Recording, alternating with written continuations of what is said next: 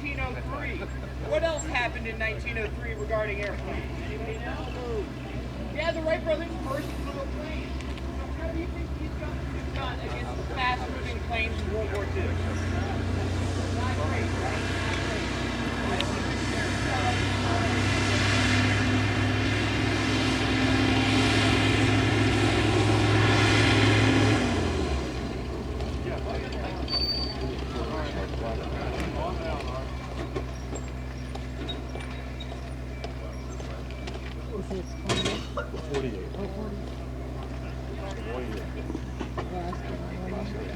How about that? Is that better? Okay. Alright. So anyway, we were saying these guns were designed in 1903, the same year the Wright brothers first flew. So it's not like these were really designed to take on the fast-moving craft of World War II, right? But it's what we had when the war broke out, so it was what we were going to use. This gun requires 15 men to aim, load, and fire. But you know, we're the government cutback, so we've got a team of 5 today for you. So thank them for coming on out and firing the gun. Yes, there we go. Wonderful. Most of the men in that team would have been involved in moving the ammunition to the gun. The projectile itself weighs about 15 pounds, so the whole thing is over 30.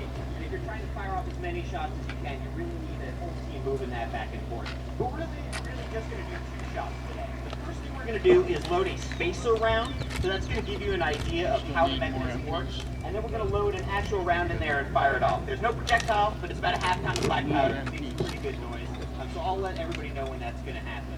But as I said, the first thing we're going to do is we're going to load a spacer round. So that's the one he's picking up right there. It's basically a trainer.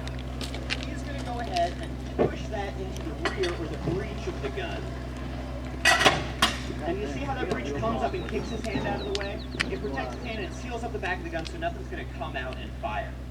Now our trigger man, or trigger woman in this case, is going to go ahead and hook up a long piece of rope called a lanyard. That's going to pull on the trigger to engage the firing pin. It makes a tiny little ding against the back of that spacer because, again, there's no gunpowder in there right now. So once that's hooked up, she's going to step on out. I'll give a fire command, and I want everybody to listen to that tiny little ding of the firing pin hitting the back of that spacer. All right, so we've got... Sir, you can go back around the other side of the building. All right, wonderful. Safety is priority. Carry on. All right, thank you for that. So we've got the lanyard hooked up. We're going to give a 3, 2, 1, fire. Did everybody hear that tiny little click? That's the firing pin impacting the back of that spacer. So when we load in the real shell, that will impact and make an actual big boom and set off our gun. So are we all ready for the big boom? Yes? Okay. So like I said, it makes a noise, but we do this every day during the summer. It's still mostly here, so you shouldn't be too worried. But if you are kind of concerned, you have any hearing aids, you might want to turn those down, put some fingers in your ears.